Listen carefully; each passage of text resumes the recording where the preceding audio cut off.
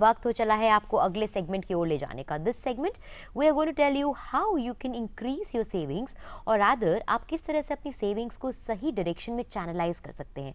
ज़्यादातर हम लोग क्या सोचते हैं कि अगर सेव करना है तो आप गोल्ड बाय कर लें या फिर आप उसको कहीं और इन्वेस्ट कर दें, but there are several other more knowledgeable, more intelligent ways that will help you invest and also double your saving over the coming years. What are they? We have an analyst and a specialized person over here. We have with us Varun Malhotra. Namaskar, good evening. Very good evening. Hi Varun, first of all thank you so much for coming over here. Let me just start off with, since we're talking about financial literacy, ये शब्द, ये term अपने आप में काफ़ी heavy term लगती है, लेकिन लोगों को बहुत बार पता नहीं होता है कि फाइनेंशियल लिटरेसी का ही मतलब क्या है, एंड उनको लगता है कि हमें सब कुछ पता है when it comes to our finances because people are very positive about it. Could you just somehow just help our viewers today know more about financial literacy? Right. So the basic thing in which we can define literacy, financial literacy is कि आपका पैसा कितना date और equity में होना चाहिए. Now saving करने के बहुत अलग अलग तरीके हो सकते हैं, इंश्योरेंस हो सकता है, कोई स्कीम हो सकती है, बट ये सारे इन्वेस्टमेंट्स जनरली दो हिस्सों में डिवाइड होते हैं, डेट और इक्विटी. और काफ़ी लोग डेट के काफ़ी प्लान्स के बारे में जानते हैं, जैसे बैंक डिपॉजिट भी एक तरीके का डेट हो सकता है, कुछ डेट फंड्स हो सकते हैं, बट इक्विटी के लिए जनरली अवेयरनेस काफ़ी कम होती है. आई एम नॉट सेइंग कि डेट में अवेयरनेस ज़्यादा है, बट रिलेटिवली थोड़ी सी ज़्यादा होती है. तो financial literacy basically means knowing what composition of debt and equity I should have in my portfolio to meet my goals. Okay, जब आप ये बता रहे हैं कि फाइनेंशियल इक्विटी या फाइनेंशियल लिटरेसी क्या होती है, आपने बोला कि किस तरह से लोगों को इंश्योरेंस का आइडिया है, आपने बताया कि लोग ज़्यादातर, अगर आपने तो नहीं बताया लेकिन हमें पता है कि गोल्ड के अंदर सेविंग्स हो जाती हैं. इसके बियॉन्ड और क्या चैनल्स बनते हैं? Is it safe to invest in equity? Because बहुत बार लोगों को इससे एप्रीहेंशंस होते हैं, लोगों को बहुत बार म्यूचुअल फंड्स के बारे में भी आइडिया नहीं होता है.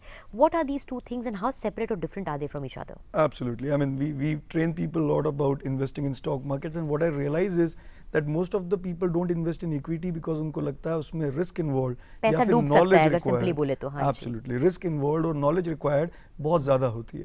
बट फनी थिंग इज कि हम being a Warren Buffett follower, हम बार बार बोलते हैं स्टॉक मार्केट में पैसा खोना नियरली इम्पॉसिबल है. हाँ. अभी ये सुन के ही बड़ा अजीब लगता है because I read it for the first time कि स्टॉक मार्केट में पैसा खोना इम्पॉसिबल है. Seems to be very difficult to understand. Now basically Warren Buffett सबसे पहले एक रिटेल इन्वेस्टर को, जिसको कुछ भी नहीं आता, उसको सबसे पहली एडवाइस करता है that you should participate in the growth of the country. अभी कंट्री की जो ग्रोथ है उसका सबसे अच्छा रिफ्लेक्शन हमारे इंडेक्स में होता है. हमारे सबसे बड़े इंडेक्स हैं सेंसेक्स और Nifty. These are top 30 top 50 companies. अगर हमारी पूरी GDP which is consumption of the country is around $2.5 trillion, $2.25 trillion, उसमें से करीब $1 ट्रिलियन सिर्फ टॉप 50 कंपनीज निफ्टी या सेंसेक्स जैसी कंपनीज में आ जाता है. तो हम ऐसा मानते हैं कि अगर आप जीडीपी में इन्वेस्ट करते हैं तो जीडीपी का ग्रोथ रेट हमेशा बैंक के रेट ऑफ रिटर्न से ज्यादा होता है. जैसे कि सेंसेक्स स्टार्ट हुआ था 1979 में somewhere around 100 and today it is trading at 31,000. सो इसका जो CAGR है, कंपाउंडेड एनुअल ग्रोथ रेट है, that is around 18% per annum. 18% per annum कमाने के लिए आपको कुछ भी नहीं करना था. All you had to do in 1979 was buy Sensex and forget it. अगर आप आज तक होल्ड कर रहे होते, you would have been up by 310 times. उसी पीरियड में अगर आपने पैसा बैंक में रखा होता, कंसीडरिंग वो रेट ऑफ रिटर्न 10% होता, तो आपका पैसा करीब 32 गुना बढ़ता. वहां 32 गुना और यहाँ 310 गुना. और 310 गुना कमाने के लिए कुछ भी नहीं करना था. अनफॉर्चुनेटली लोगों को पता नहीं है कि वो कैसे सेंसेक्स और निफ्टी बाय कर सकते हैं, but there are products that allow them to buy Sensex की ग्रोथ. तो वो खरीदेंगे, उसको छोड़ देंगे, और अगर वो उसको कुछ भी नहीं करते, इसमें बहुत उतार चढ़ाव आते हैं, बट अगर वो उसको खरीद के छोड़ देते तो they would have been 300 times above जो भी उनका इन्वेस्टमेंट था. प्लस इस पे जो टैक्स था दैट वाज एब्सोल्युटली जीरो. बाकी प्रोडक्ट्स में टैक्स का कॉम्प्लिकेशन भी आता है. लेकिन एक चीज़ देखी गई है आमतौर पर, जो आपने बोला कि yes this is investing in index for that matter is always safe, लेकिन because it's in market and prices गिरते हैं, बढ़ते हैं. बहुत बार जब प्राइजेस गिरते हैं तो लोगों को डर लगता है कि मेरा पैसा डूब जाएगा and this is not giving me any returns. People withdraw that money out. How advisable is that? Not at all. In fact हम हमेशा ऐसा बोलते हैं कि अगर सेंसेक्स का रिटर्न बैंक के रिटर्न से ज़्यादा है तो इसमें कोई ना कोई रिस्क तो होगा ही होगा. फाइनेंस की दुनिया में किसी भी चीज़ में अगर रिटर्न बैंक के रिटर्न से ज़्यादा हो तो डेफिनेटली इसमें कोई रिस्क इन्वॉल्व है. अभी दो तरीके के रिस्क होते हैं जब भी कोई इन्वेस्टर इन्वेस्ट करता है. एक होता है पैसा खोने का रिस्क, जीरो होने का रिस्क. बट जब आप सेंसेक्स निफ्टी में इन्वेस्ट करते हैं तो आप एक बास्केट में इन्वेस्ट कर रहे हैं, और ये बास्केट के कंपोजिशन चेंज होते रहती है.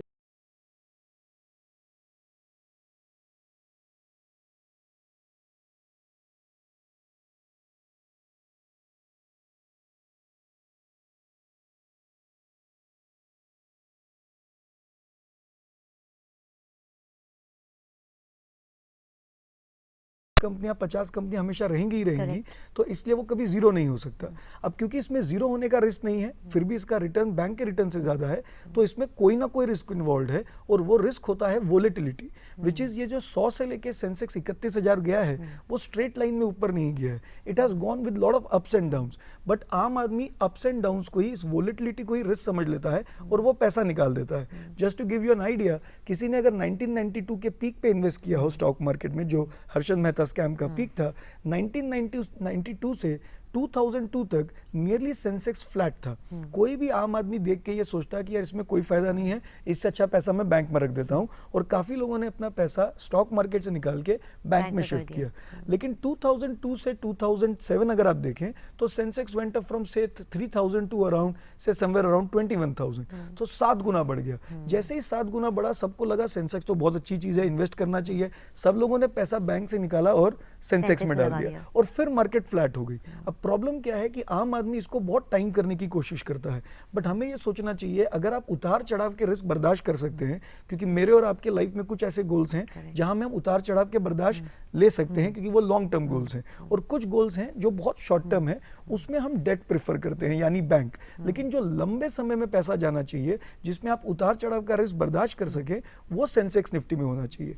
इनफैक्ट अगर मार्केट गिरे तो हम कई लोगों को बोलते हैं सबसे सिंपल तरीका है कि एक नो नथिंग इन्वेस्टर के लिए वो एक इंडेक्स फंड में SIP कर दे, विच इज सिस्टमैटिकली हर महीने 1,000 रुपए निफ्टी में इन्वेस्ट करते जाए। अगर मार्केट गिर भी जाती है तो एक तरीके से ऐसा सोचना चाहिए, हम क्योंकि हम बहुत हम BSF के साथ काम करते हैं, तो director general sir KK Sharma sir ने हमको डायरेक्ट किया कि हम BSF जवानों को कैसे समझाएं कि वो कैसे इन्वेस्ट करें। तो उनके लिए हम बहुत एग्जांपल देते हैं कि अगर वो हर महीने 500 रुपए के बादाम खरीदते हैं और अपनी फैमिली को खिलाते हैं, तो उनकी फैमिली की हेल्थ लंबे समय में अच्छी हो जाएगी। अगले महीने अच्छी नहीं होगी, लेकिन लंबे समय में अच्छी हो जाएगी। बट अगर बादाम का रेट गिर जाता है अगले महीने, तो उनको उसी 500 रुपए में बादाम ज्यादा मिलेंगे। उसी तरीके से SIP भी आपको हर महीने करनी है, और अगर मार्केट गिरती है तो आपको निफ्टी के यूनिट ज्यादा मिलेंगे, क्योंकि मार्केट गिर गई है। तो आपको उल्टा गिरने पे कई लोग ऐसा एडवाइस करते हैं कि आपको SIP के इन्वेस्टमेंट बढ़ा देने चाहिए, बट हमारे हिसाब से एक नो नथिंग इन्वेस्टर के लिए उसको एक पीरियोडिकली इन्वेस्टमेंट करते रहना चाहिए, पीरियोडिकली इन्वेस्ट करते रहना चाहिए, जिससे अपने आप वो उतार चढ़ाव में उसको गेन आगे मिल जाएगा।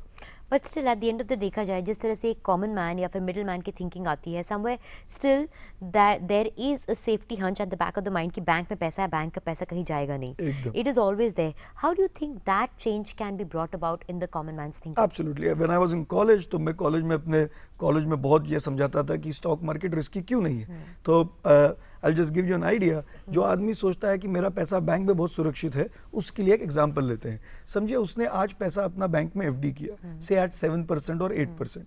अब बैंक उसको 7% पे पैसा तभी देता है, मतलब बेसिकली बैंक उससे पैसा बोरो कर रहा है 7% पे।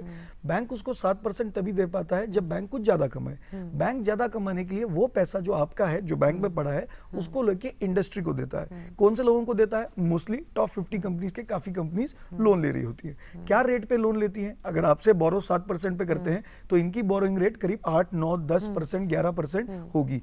कोई भी एंटरप्रेन्योर, आम आदमी भी, मैं और आप भी, अगर 10%, 11% पे लोन लेते हैं तो हमारी पूरी कोशिश रहती है कि हमारा रेट ऑफ रिटर्न उस 10-11% से ज्यादा होना चाहिए, वरना बिजनेस प्रॉफिटेबल नहीं है।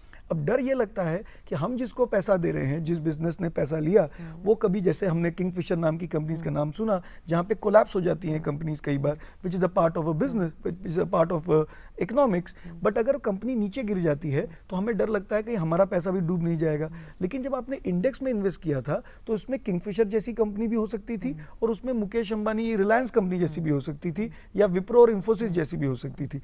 जब भी industry as a whole bank से जब रिटर्न लेगी, लोन लेगी, उसका रिटर्न हमेशा बैंक के रिटर्न से ज्यादा होना ही चाहिए लंबे समय में। और अगर लंबे समय वो नहीं हुआ तो RBI उसकी मदद करेगी by taking interest rates nearly zero भी कर देगी, और बोलेगी कोई ना कोई इंडस्ट्री का रिटर्न हमेशा बैंक के रिटर्न से ज्यादा होना चाहिए। तो लंबे समय में अगर आप बड़े बड़े इंडस्ट्रीज के साथ काम करें, बचेज आप अगर निफ्टी खरीदें और उनके साथ पार्टिसिपेट करें, तो उनका रिटर्न हमेशा बैंक के रिटर्न से ज्यादा ही होगा। और अगर उनका ज्यादा नहीं हुआ तो आपका बैंक में जो पैसा पड़ा है वो सेफ नहीं है, क्योंकि अगर सारी कंपनीज कोलैप्स हो जाएं, बैंकरप्ट हो जाएं, तो क्या आपका जो पैसा बैंक में पड़ा है उस पे इंटरेस्ट मिल जाएगा? नहीं, शायद आपका प्रिंसिपल भी नहीं बचेगा। तो लंबे समय में हमेशा इंडस्ट्री का रिटर्न बैंक के रिटर्न से ज्यादा होगा, बट आपको ये उतार चढ़ाव का रिस्क बर्दाश्त करना पड़ेगा जब आप इक्विटी में आते हैं। Okay, let's talk about the other thing also. आपने यहाँ पे इक्विटी की बात करी, mutual funds, how good are they? अगर आप उसको बताएं कि वहाँ पे सेविंग्स करना कितना सेफ एंड सिक्योर होता है। तो जब एक नो नथिंग इन्वेस्टर इन्वेस्ट करना स्टार्ट करता है तो उसको हमेशा सोचना चाहिए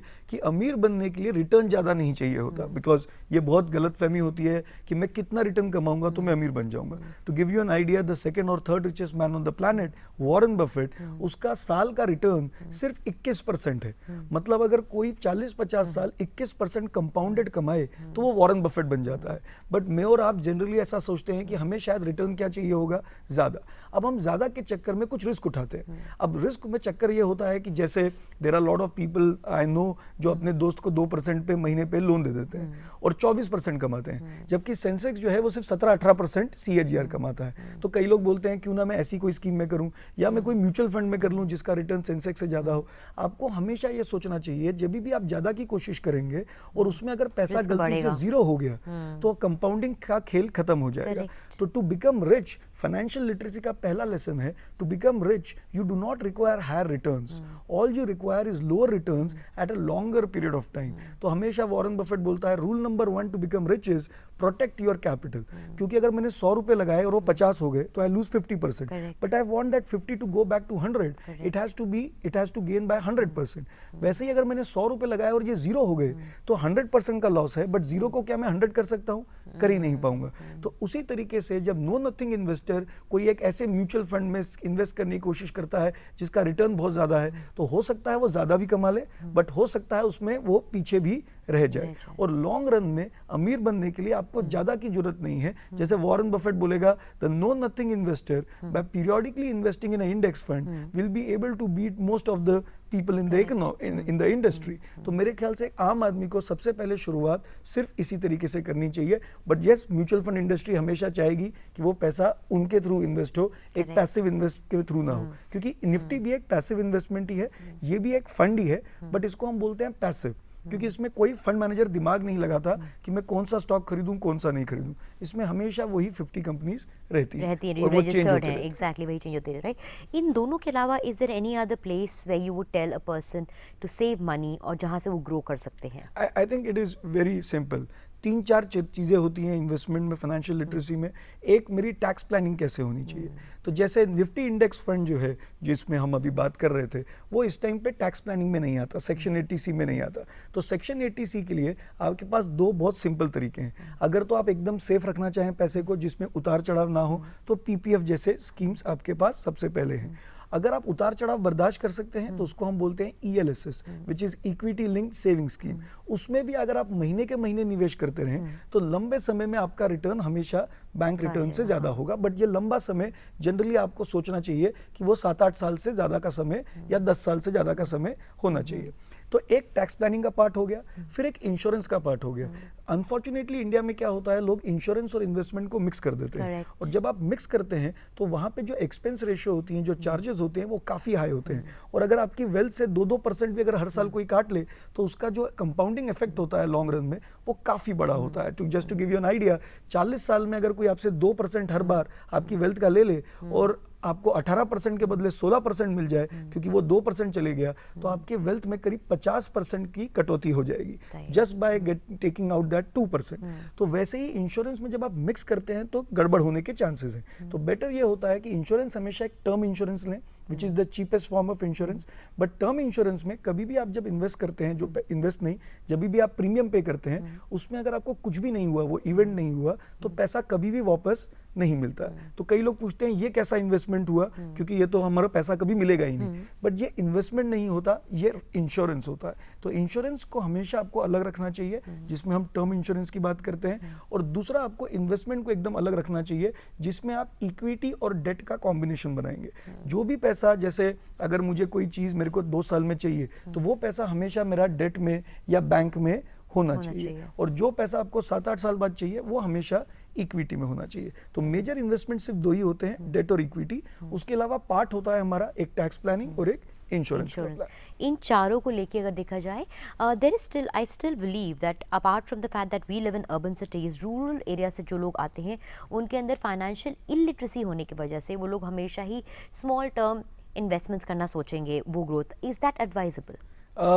बिल्कुल नहीं। इनफैक्ट हमारे हिसाब से छोटा सा छोटा आदमी भी, एक्चुअली हम जब मिशन फाइनेंशियल लिटरेसी बोलते हैं तो हम यही बोलते हैं कि बॉटम ऑफ द पिरामिड वाले को भी बहुत आसानी से वो इन्वेस्ट कर सकता है। इनफैक्ट जैसे हम जब बीएसएफ के साथ काम करते हैं तो we talk to all these people from different villages. उनका एजुकेशन लेवल शायद इतना हाई नहीं होता, but they earn lot of, they earn well, because आजकल सैलरीज काफ़ी अच्छी हो गई हैं। लेकिन जस्ट मैं आपको एग्जाम्पल दे रहा हूँ कि अगर कोई निफ्टी इंडेक्स फंड में, जिसमें या सेंसेक्स में, जिसका रिटर्न लास्ट 36 सालों में 17-18% CAGR रहा है, तो अगर कोई 500 रुपया भी इन्वेस्ट करना चालू करे फ्रॉम द एज ऑफ 20 और वो हमेशा 500 रुपये ही रहे, वो विद सैलरी इंक्रीमेंट बढ़े ना भी, तो कंपाउंडिंग का जादू ऐसा होता है कि 500 rupees invested every month for 40 years at a rate of 18% CAGR, जिसको हम बोलते हैं हमारे इंडेक्स का ग्रोथ है, that would make it somewhere around 4.22 crore. तो सबसे सिंपल आपका पैसा अगर रिटायरमेंट तक इकट्ठा करना है तो आप 500 रुपये महीने से भी इन्वेस्ट कर सकते हैं। और ये जो निफ्टी इंडेक्स फंड की SIPs होती हैं, उनमें मिनिमम अमाउंट आप 500 रुपया हर महीने से भी market also remains the same all through? Not exactly. In fact जब मार्केट जब 1000 से 31,000 जाती है, उसमें कई बार बहुत ऊपर जाती है, कई बार नीचे जाती है। आप महीने के महीने निवेश करते रहेंगे बिना चेक किए। तो हर बार जब भी आदमी इन्वेस्ट कर रहा हो शेयर मार्केट में, तो उसको सेंसेक्स का चार्ट देखना चाहिए 100 से 31,000। It has been a very dangerous move, क्योंकि बहुत ऊपर नीचे जाता है, और जितना नीचे जाता है उसको लंबे समय में उसका फायदा उतना ज्यादा होता है, क्योंकि नीचे उस महीने जब वो निवेश कर रहा होता है तो उसको यूनिट ज्यादा मिल रहे होते हैं। तो हम जब 100 से सीधी लाइन में ऊपर जा रहे होते हैं, तभी भी हर महीने इन्वेस्ट करें तो 17-18, लेकिन अगर आप ऊपर नीचे करके भी हर महीने इन्वेस्ट कर रहे हो तो भी आपको 17-18% रिटर्न मिल जाता है। Okay, I think that's been very valuable, very informative, Varun. I wish we could just have gone on with this more, but for now, it's time for us to also just call this a break over here. Thank you so much for having a word with us. It's been a pleasure. उम्मीद यही है कि हमारे दर्शकों को भी आज बहुत कुछ समझ में आया हो जो आपने आज बातें बताई when it comes to financial literacy, which is very important. Thank you so much. Thank you so much. Thank you so much. और दोस्तों, अब इसके साथ वक्त हो चला है आपसे विदा लेने का। जी हाँ, अगले बुधवार शाम को 4:30 बजे आपसे हम करेंगे मुलाकात। You enjoy a lovely rainy evening in Delhi. We'll see you once again back on Wednesday. Till then, good bye.